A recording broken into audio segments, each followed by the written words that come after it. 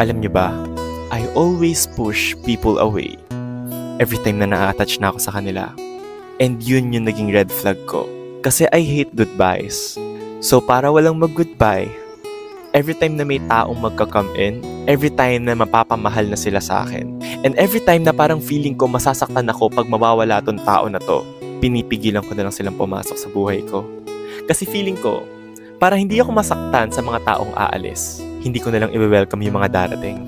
But the thing is, hindi ko ma-experience kung ano ba yung feeling na may taong nagmamahal sa'yo. Hindi ko ma-experience kung ano ba yung feeling na may taong pinapa-feel sa'yo na special ka dahil hindi ko sila inaalaw na gawin yun. And pero alam niyo kung anong na-realize ko? Siguro kasi hindi lang talaga ako ready pa. Siguro hindi lang talaga akong handa pang masaktan. Or baka ayoko lang talagang masaktan muna. Kaya yung sinasabi ko ngayon sa sarili ko, magmahal ka pag handa ka na. Dahil pag handa ka na sa lahat, hindi ka lang naman sa kilig handa eh. Hindi ka lang naman sa saya handa. Kailangan handa ka na masaktan.